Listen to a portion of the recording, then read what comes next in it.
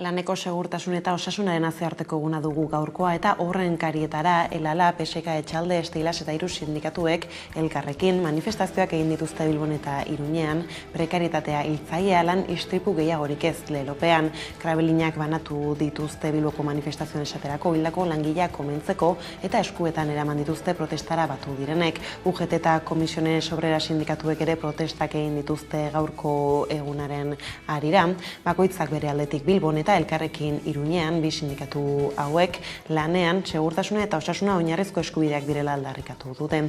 Ordea 2022 hasi zenetik prekarietateak 21 langile hil dituela salatu du Euskal Gehiengo Sindikalak. Laneko gaixotasunei dagokienez, baina erakundeek ematen duten erregistroa kritikatu dute, izan ere Hego Euskal Herrian gutxienez 17 pertsona hil dira amiantoarekin lotutako gaixotasunen ondorioz, datuek islatzen ez duten bezala. Egoera horrela gaurko egunean ehunka langile kalera atera dira prebentzio neurriak bermatzea eskatzeko eta prekarietatearekin bukatzeko behar aldarrikatzeko.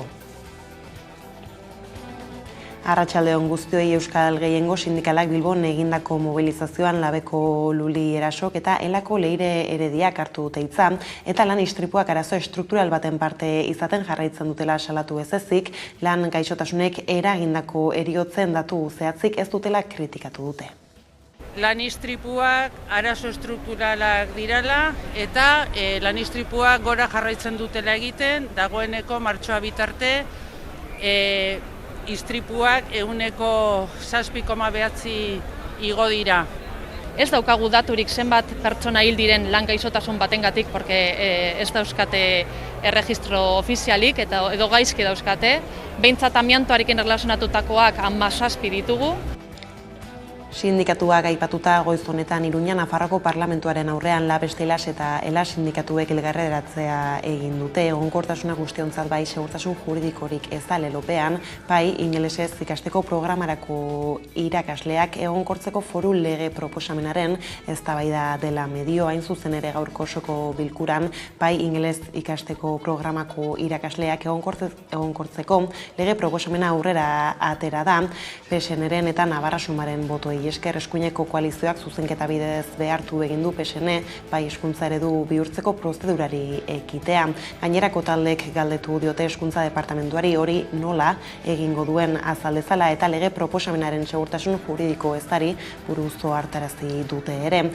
Bozketaren emaitzak dimentsio politiko argia du lan erreformaren bozketan azaleratutako UPNren eta PSOEren arteko akordioaren ostean eskuineko koalizioaren eta sozialisten arteko gerturatze bat egiaztatu ahal izan zen geroztik, antzeko beste pauso batzuk eman dira, adibidez hitzarmen ekonomikoaren erreformarekin gertatutakoa. PSNek aurkeztutako lege proposamenaren helburua da, bai programako irakasleen lanpostuak egonkortzea, baina hortik harago doaz, Navarra Sumak legebiltzarrean erregistratu dituen 3 zuzenketak, 3 dute aldez edo moldez, bai hezkuntza eredu bihurtzeko helburua. Puntuetako batean koalizio eskuindarrak konpromisoa eskatu dio gobernuari behin bai programako profesionalen egonkortzea gauzatuta, programa hori eredu linguistiko bihurtzeko prozesua hastadin. Eta Nafarroatik mugitu gabe Euskal hiztunen eskubideen alde egin dute 10 gizarte eragileek Nafarroko gobernuaren dekretuarekin oso kritiko agertu dira eta agiri bateratuan bat egin dute kontseiluak ditutako manifestazioarekin atzo Iruñean, hainbat esparrutan eskubideen berdintasunaren alde lan egiten duten 8 eragilek adierazpen bateratua aurkeztu zuten hain zuzen ere euren eremuetan politika inklusiboak garatu daitezela eskatzen duten bezala, euskararen arloan ere euskal hiztunen eskubideak berma daitezela galde egin dute. Izan ere, ulertezina eta onartezina iritzi dute oro har Nafarroan euskarak duen egoerari eta horren inguruan euskaldunak are gehiago baztertzeko azken aldian hartzen ari diren neurriei. Ulergaitza ez ezik, ulertezina ere egiten da eskubideak eskualdearen arabera aitortzea. Halaber, kezka handia sortzen digu gobernua administrazioetako publikoan prestatzen ari den dekretuak. Ofizialak eta berezkoak ez diren hizkuntzak, berezko hizkuntzari baino garrantzi handiagoa emango zaie. Politika inklusiboak behar dira, herritar guztien eskubideak bermea, ardatz izango duten politika feministak, inklusiboak, ekologistak, solidarioak, aurrerakoiak. baina bai eta hizkuntza politikan ere. Gaiz aldatuta berriz Nafarroatik Euskal Autonomia Erkidegora salto eginda, atzoko Legebiltzarraren osoko bilkuran jarriko dugu une batez arreta, izan ere Eusko Legebiltzarrak baztertu egin du PSeren aurkako botoarekin Pedro Sánchez Espainiako presidenteak Marokok Sahararen autonomiari buruz egindako proposamenari emandako babesa. Ondorioz Legebiltzarrak Saharako Errepublika Arabiar Demokratikoa aitortu du. EAJ, Euskal Herria Bildu eta Elkarrekin Podemos alderdiek onetsi dute testua, PP Ciudadanos koalizioak babestu egin du eta Vox abstenitu eginda. Are Espainiako gobernuari eskatu dio Nazio Batuen erakundean, Europako Batasunean eta nazioarteko gainerako erakundeetan gatazkari irtenbide politiko erreal bat emango dion proposamen bat aktiboki babesteko eta errazteko eta nazioarteko zuzenbidearen eta Nazio Batuen erakundaren ebazpenen arabera jokatzeko.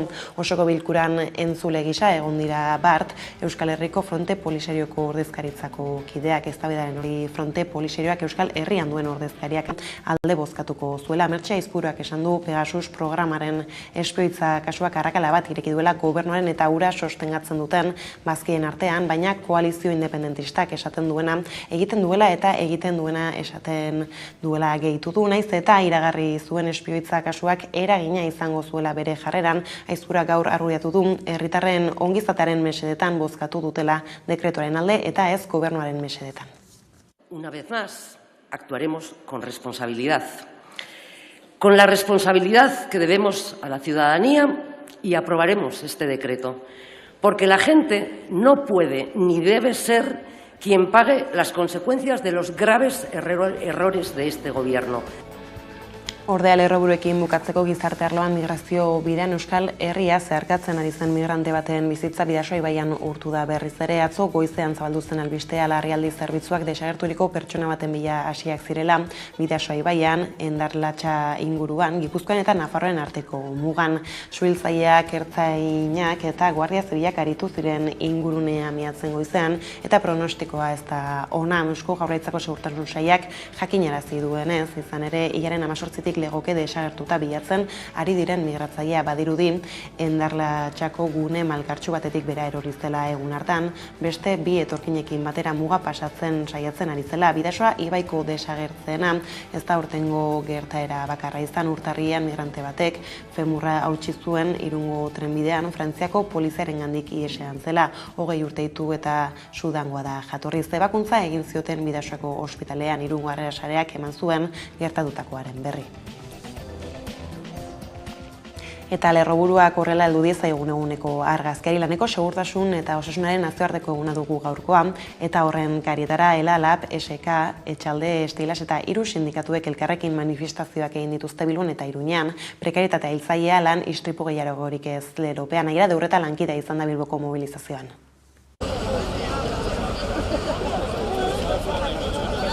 Laneko segurtasunaren eta osasunaren nazioarteko egunaren arira Euskal Gehiengo sindikalak protestak antolatu ditu Iruñean eta Bilbon. ELA, LAB, SK, Estilas, Etxalde eta 3 sindikatuek deitu dute deialdia. Gainera Komisiones Obrerasek eta UGT sindikatuek ere manifestazioak eta protestak egin dituzte, baina bakoitza bere aldetik. Hala, ELA, LAB, SK, Etxalde eta 3 sindikatuek salatu dute prekarietateak langileak hiltzen dituela. Lan istripuak arazo estrukturalak direla eta lan istripuak gora jarraitzen dutela egiten, dagoeneko martxoa bitarte istripuak 7,9 igo dira. Eta gainera, lan heriotzaileetako gaixotasunei dagokienez, datu ofizialek ez dituztela ozen salatu dute. Adibidez, Euskal Herrian gutxienez amiantorekin lotutako 17 langile hil dira. Ez daukagu daturik zenbat pertsona hil diren lan gaixotasun batengatik, porque ez dauzkate erregistro ofizialik edo gaizki dauzkate. Behintzat amiantoarekin erlazionatutakoak 17 ditugu. Bestaldetik Berangoko Alkozar Irizarlantegiko langileek 60 egun daramatzate greba mugagabean. Duela 4 egun fabrikako ateak ireki zituzten, otsaiaren 28tik itxita egon ostean. Goizero protestak egiten dituzte grebalariek enpresen atarian eta asteon lanuztera batu ez diren langileak lantegira sartzerakoan tentsiuneak bizi izan dituzte. Aiara Deurreta. 60 egun bete dituzte Berangoko Alkontza hiritar enpresako langileek greba mugabean. Laugarren egunez baina lantegia martxan dago. Otsailaren 28tik lanuzteari ekin ziotenetik itzita egonda planta, baina astelehenean ateak ireki zituen. Ostiralean deitu zigun gerenteak, gestio jarri duen gerenteak, Angel Birsa, eta esan zigun astelehenean sartuko zirela bai ala bai. Lan gatazkak aste gatazkatsua izan du. Alkontzako plantaren atarian hainbat protesta egin dituzte egunero eta tentsiuneak bizi dira. Batez ere grebarekin bat egin ez duten langileak lantegira sartzen zaudela. Gainera labek ertzaintzaren jarrera oldarkorra azalatu du. Biolentziaz baliatu dira, langileon eta herritarron aldarrikapenak bertan bera usteko. Asteazkenean esaterako 2 grebalari jipoitu zituen ertzaintzak. Lapeko 2 kidei eta sartu diete barrura, jipoitu diote pilo eta identifikatu diozte. Berangoko Alkontza hiritar enpresak lan erregulazioa ezarri nahi du eta horrek lantaldearen 40% kaleratzea ekarriko luke. Hau da 38 pertsona. Dagoeneko 25 behargin kaleratu ditu. Langileek azaldutenez negoziazioek porrot egin dute eta langile batzordeak hainbat proposamen eskaini arren hiritar taldeko zuzendaritzak ez ditu onartu. Hala ere borrokan eta negoziazioekin jarraituko dutela berretsi dute. Guzaiatuko gara horrekin hitz egiten, hau konpontzen, baina oso zaila da. Hiritar kooperatibako e-mobility enpresako langileak ere greban daude, lan hitzarmen duinaren alde. Eta Alkontza eta e-mobiliko grebalariek indarrak batuko dituzte langileen eskubideen alde. Haiekin batu beharko gara, eta eurekin mobilizazioaren bat ere sortu da zer egin. Gaude eurekin harremanetan.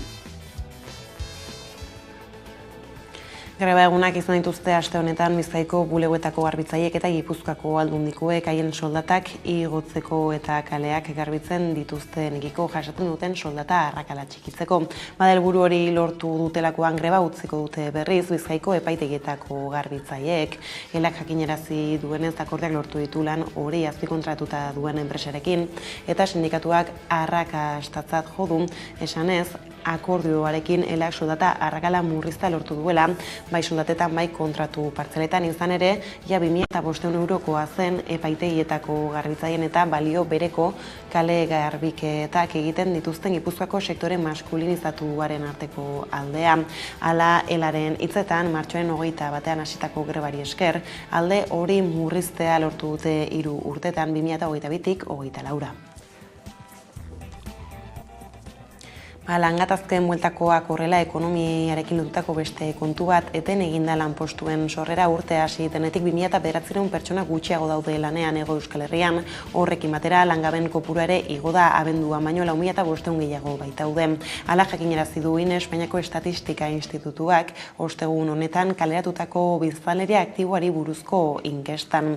Eta hauek ez dira Espainiako Estatistika Institutuak gaur argitaratu dituen datu bakarrak. Joan den martxoan 9,9%-6 heldu zen urte arteko inflazioa Euskal Herrian azken hamarkadetako kopuru handienera eta 10%-tik oso gertu. Apirilean berriz koska bat jaitsi da inflazioa puztu duten bi osagai pixka bat markatu direlako. Argindarra eta erregaia alegia. Zehazki zenbat jaitsi den maiatzen 13an jakinaraziko du Estatistika Institutuak, baina gaur Espainiarako aurreratutako datua erreferentzia gisa balio baldin badu, 8%-tik gertuago izango da. Izan ere, Espainian 9,9%-tik 8,4% jaitsi da urte arteko prezioen igoera martxotik apirilera. Bada inflazioa izpide Jonander gaina izan dugu, gaurkoan magazinean gonbiatu nagusi gisa Euskadiko elikaduraren klusterreko zuzendaria da egaina eta halaxe erreparatu dio Euskal elikagaien industrien egungo egoerari. Grebarena izan da, uste honik, pandemiarena baino egoera zailagoa bat. Hor, elikadura katea oso engrasatuta dau, dana dau lotuta eta oso ondo funtzionatzen dau, eta horrek egin zuena da apurtzea, funtzionamentu hori. Orduan, beste puntu bat izan da. Azkenean zein da, egoera zein da, enpresak egokituen behar direla egoera aurre egiteko, Eta, egiz eta, gehien kezkatzen dauen asuntua dela, prezioaren igoerak eta konsumitzaileak zelan erantzungo ete duen igoeraren aurrean ez. Ostera Ipar Euskal Herrira begira horren ez dona den Larrungo trenaren sasoia apiriaren 14an hasi zen berriro ere, baina mendigunaren jarduera ezberdinen ohiko gatazkak areagotu egiten ari dira. Euskal Elkargoa eta aktore ezberdinak 2021an zehar bildu ziren konponbideak atzeman asmoz, jarraian xehetasun gehiago udane Arbeoren eskutik. Lapurdin kokatzen den eta horren famatua den Larrungo trenaren denboraldia apirila erdialdean hasi zen berriro ere. San Inazio Lepotik Larrungo gailurreraino igotzen den tren txiki hau 1924an egin zuten. Urtero udako hilabeteetan egunero turista frantsesez beteta igotzen da trena. 350.000 lagun inguru erakartzen ditu urtero, eta helmugan mendia dugu, 905 metroko altuera duena. Leku berezian kokatzen da Euskaldunen itsasoaren eta Pirineoko menditontor handien artean. Mendi honen bazterrak Arrespil, Tumuluz eta Trikuarriz beteta daude, garai zaharretako Euskaldunen oroigarri. Larrun gailurretik egun ateri ederretan 7 Euskal Herrialdeetako lurrak ikus daitezke, eta haren itzalpedo gerizpen magikoa eskualde osora zabaltzen da. Baina une honetan Nikolas Bernos mendilaguntzaile eta mendilagunak taldeko kideak Larrungo talde gidari bezala askotan ibili denak dioen bezala, Larrunbera arrakastaren biktima bilakatu alda. Izan ere bertako turismoain handiak gero eta gatazka gehiago sortzen ditu mendigunean diren beste aktibitateekin, hau da hartzaintza, ehiza edota ingurumenaren babesarekin. Bain justu Pirineo Atlantikoetako departamentuak 30 milioi euroko aurrekontuarekin tren txiki emblematikoa berrituko du, ekipamendua zaintzeko helburuarekin. Lanak 2022ko irailean hasiko dira, udako sasoia bukatu eta gero, eta egutegiaren arabera 2023ko ekainean bukatuko dira. Hala ere turismoak espezie eta espazio babestu eragiten dizkien mehatxu ez gain badira beste hainbat mehatxu iturri, txakurrak aske pasatzen dituzten bertakoak esaterako. Larrungo arazoak areagotzen ari zirela medio 2021 urtean Euskal Herriko Hirigune Elkargoak aktore desberdinak bildu zituen Natura 2000 agiri bat egiteko mendiguneko espazio babestuentzat. Onarpen fasean dago orain eta betetzen ez diren arauak gogorarazi nahi dituzte, eta azpimarratzeko arauak guztiei aplikatzen zaizkie, ez turistei bakarrik. Ordea Ukrainako gerraren ondorioen aurrean Nafar gobernuak aurkeztutako laguntza neurrien dekretuak energia berriztagarrien kontrolak murriztuko dituela salatu du Sustrai Erakuntza Fundazioak eta ohartarazi du eragin eta kalte atzera ezinak eragingo dituela batez ere parke eolikoak eta orubeak instalatzeko prozedura arintzeak. Nafarroako gobernuak Ukrainako gerraren ondorio ekonomiko eta sozialei erantzuteko premiazko neurriak hartzen dituen foru lege dekretua onartu du. Dekretu honen jasotzen dituen neurrietako batzuk aplikatzeak hainbat eragin eta kalte atzera ezinak ikar ditzakela adierazi du Sustrai Erakuntza Fundazioak, bai biodibertsitatearentzat, bai tokiko komunitateen bizitza eta jarduerentzat. Horien artean Sustraik salatu du energia berriztagarrien kontrola murriztuko dituela foru erkidegoak, batez ere poligono eolikoei eta fotovoltaikoei dagozkienak. Fundazioaren arabera premiaz eta analisi egokirik gabe onartutako araudi berri horrekin 75 megabatetik beherako parke eolikoen proiektu berriei eta 150 megabatetik beherako eguzki parkei ingurumen analisia murriztuko zaizkie, eta horrek proiektu gehienei eragiten die. Horrez gain Sustraik adierazi du administrazioak proiektuei buruz egiten dituen analisiak nabarmen pobreagoak eta azalekoagoak izango direla, eta askoz kalitate txikiagoko txostenak. Kontuan izanik txosten horiek eragin handia dutela proiektu ingurumenarekin bateragarria dela adierazterakoan. Arestian aipatutakoaz gain dekretuan jasotako neurrien eta babestu nahi diren alderdien arteko koherentziarik ezan nabarmendu du Sustraik. Arrazoituz dekretuan beharrezkoa den trantsizio ekologikoa eskatzen dela, eta hori are beharrezkoagoa dela gerran parte hartzen duten herrialdei erosten dizketen erregai fosilen kopuru handiaren aurrean. Berriztagarriek oso konponbide gutxi ematen badiote ere arazoari.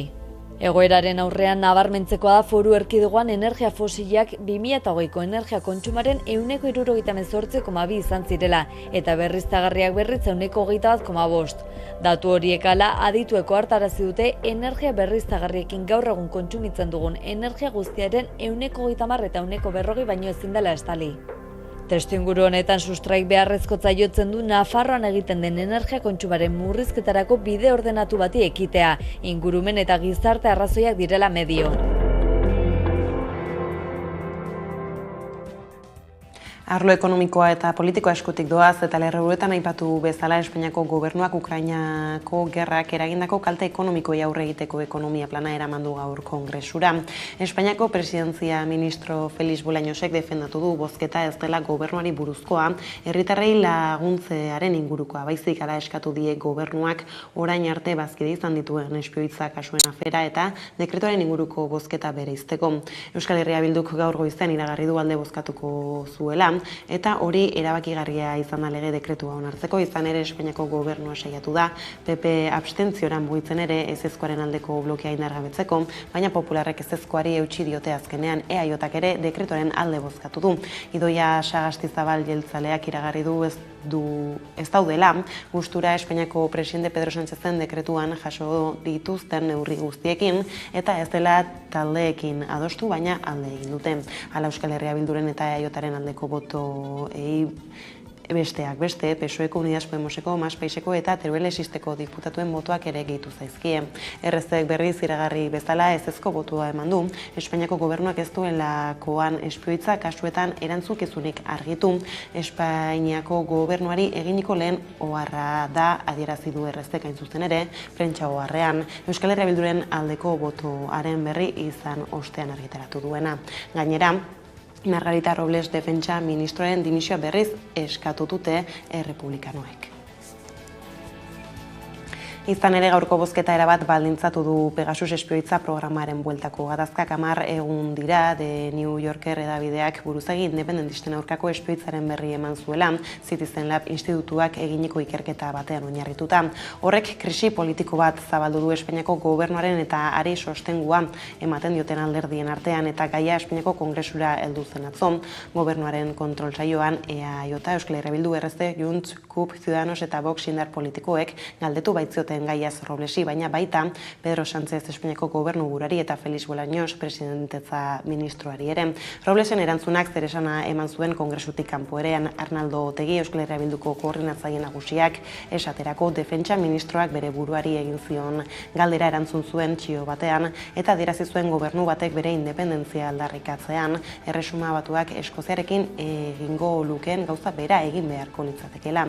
Pere Aragones Kataluniako Generalitateko presidenteak ere izan zuen gaiari buruz esatekorik eta Robles kargugabetzeko eskatu zuen. Artean, Roblesek azaldu zuen Espainiako gobernuak eta haren organismo publikoek zuzenbidearen arabera jokatzen dutela legeek esartzen dituzten kontrolekin.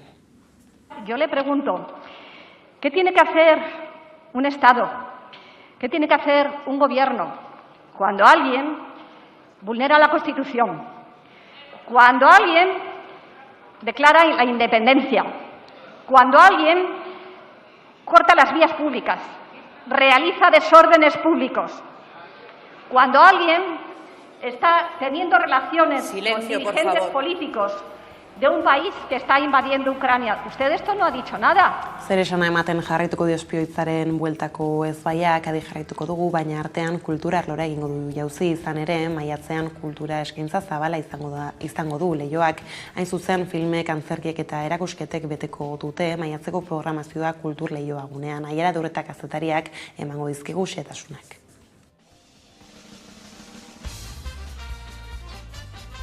Zineak, antzerkiak eta erakusketak beteko dute maiatzako programazioa Kultur Leioa gunean.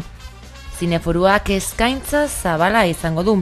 Belfast de Mauritan, El último duelo, Un polvo desafortunado o Porno loco eta Kompetentzia ofizial filmak emango dira. Antzerkiak ere esan bezala lekua izango du hilabete honetan Kultur Leioan. Pasaport lanak antzerki konpainiek munduan zehar bizi dituzten abenturak islatuko ditu maiatzaren 6an. Pintura azkarra lehiaketa egingo da gainera maiatzaren 8an, goizeko 8etan hasi eta eguerdiko 3etan amaituz. Ondoren maiatzaren 27tik aurrera lan horiekin erakusketa bat osatuko dute. Emanaldien ordutegiak eta informazio gehigarria kulturleioa.com atarian dago eskura eta sarrerak aurrez erosteko aukera ere. Bestaldetik Leioatik Gasteiza, San Prudentzioren eguna ez da gasteiztarrek egunotan ospatzeko duten gauz bakarra. 1998 urteko apirilaren 28an gaurko egunez, Gasteizko Gazte Asanbladaren ekimenez, 300 bat gaztek egun Gasteizko gaztetxea izaten jarraitzen duen eraikinaren atea bota zuten ospatzeko 4 eguneko egitaraua antolatu dute gaurtik hasita 30 arte. Bestak beste tailerrak, kontzertuak eta auzolana izango dira ekintza nagusiak. Markel Oleaga gaztetxeko kidearekin izan da Amaikako lantaldea begira.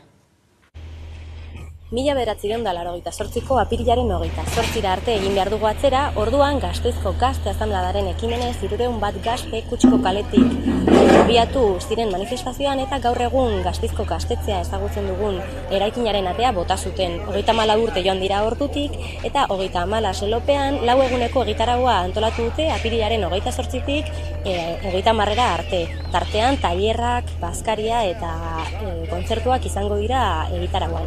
34 urte betetze ditu da nahiko gazte nagusia, eta 34 lelopean hartu dugu urte horrenaz pandemiarekin eta pandemiaren aurretik bai jaso ditugula hainbat eraso, bai ajuntatik, bai indar zapatzaietatik, Unipa, Zinbaioak eta bar, eta orduan hemen jarraitzen dugunez, Gasteizko muinoan, 34 urte baino gehiago espero ditugu irautea, eta beti borrokan.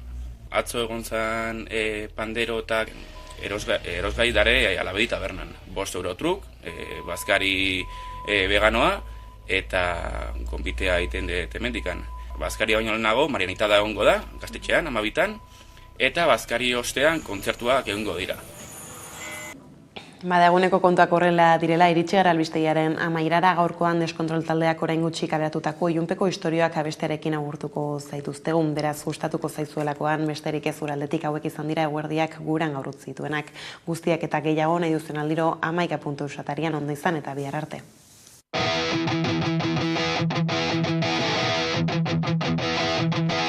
Ilargipeko istorio haiek somatzen ditugu faltan. Bizi bere derren oiantzunak galdurik daude gure oroimenean.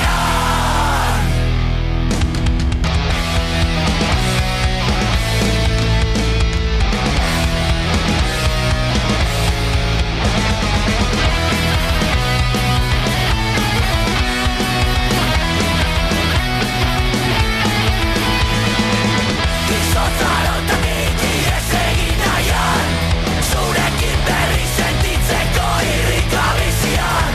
Utzik gaude azken aldiontan, momentu haiek berrezuratu nahieran.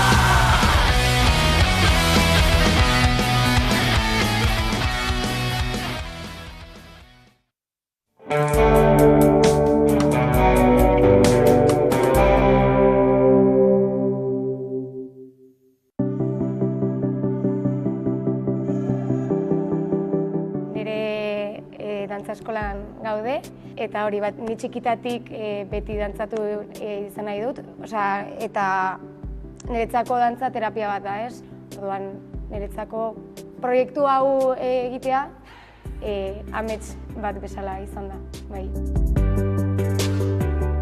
Iruña taldea da, euskal kultur elkarte bat da, Iruñean kokatu da dagoena, eta bere funtziorik nagusiena edo bere jarduerarik nagusiena dantza da, dantza eta musika. Dantza talde bat dauka eta fanfarrea dauka musikariekin, eta bere jardun nagusiena hori da.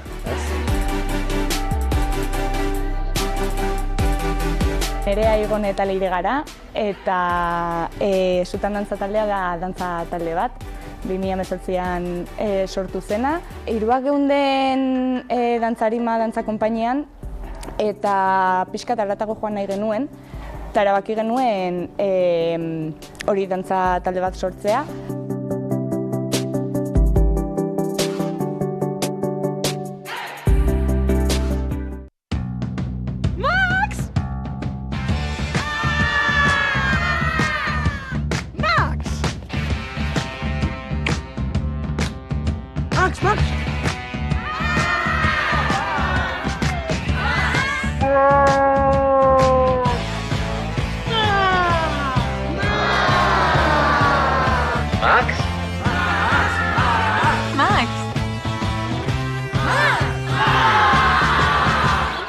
Hemen da Euskaltelen Zuntza Max. Zuntza potentzia maksimoan, 10 giga simetrikoraino, lag free eta wifi 6 unibertsala.